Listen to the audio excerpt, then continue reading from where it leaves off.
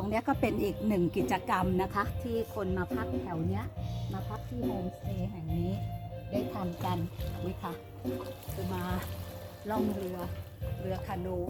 นี่ค่ะเห็นไหมคะเดี๋ยวเขาจะจัดเตรียมไว้เยอะเลย 1 2 3 4 5อยู่ตรงนี้5 ลำนะคะ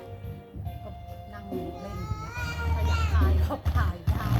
นะคะแต่เราไม่พายเรากลัวนะคะเนี่ยเขามีพื้นให้เดิน